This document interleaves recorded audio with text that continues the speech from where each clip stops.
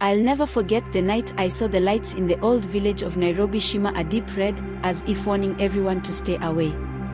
It was the night they whispered about Amina, the woman who chased after wealth and lost everything, including her soul. Amina came from a poor family, just like the rest of us. But she had her eyes set on one thing: money. She was beautiful and knew how to catch the richest men's eyes. One day, she met a wealthy trader named Juma.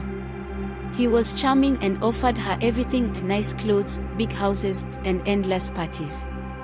Amina didn't care about love, she cared about what his money could bring her. When Amina and Juma got married, the village was filled with gossip. People said she married him for his wealth, not his heart. I had my doubts, too. But love wasn't what she wanted, it was the life that came with him. At first, she seemed happy, flaunting her new riches. She would wear diamond necklaces and silk dresses. But something changed after a few months. Juma became distant. He spent more and more time away. I've heard whispers that he was meeting with old friends who dabbled in dark magic, trying to protect his wealth. Amina would sit alone in her grand house, staring at the gold as if it was a curse. One night, I was passing by Amina's house when I saw her through the window. She looked different, almost hollow. Her once bright eyes were dim, and her skin was pale. Suddenly, she screamed. It wasn't a scream of fear but one of rage. I could hear her voice carrying through the night, calling for Juma to return. It echoed through the village, chilling me to the bone. Days turned into weeks, and Juma never came home. People began to talk about how Amina was losing her sanity. They said she could be seen wandering the village, muttering strange words and cursing the night. One evening, I saw her standing under a baobab tree, twitching and mumbling incoherently.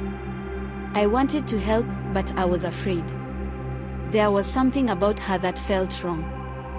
Finally, one night, when the moon was full, we heard a terrible noise coming from her house. It was a deep growl, followed by the sound of destruction. I didn't want to go closer, but curiosity got the better of me. As I approached, my heart raced. The door creaked open, and I saw shadows moving inside.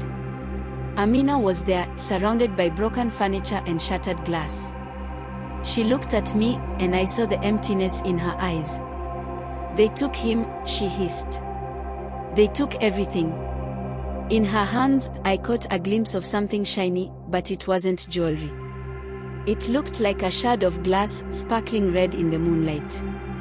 The night grew colder. I felt a presence behind me, the growl that echoed the one I had heard before. I turned to run, but as I did, I heard Amina's voice. "You think you can escape?" Her laugh chased me down the dark path. I ran, heart pounding, back to the village. The next morning, they found Amina in the same spot under the tree, lifeless. They said her spirit was trapped, cursed by her greed. The villagers buried her near the baobab tree, hoping to put an end to the misery.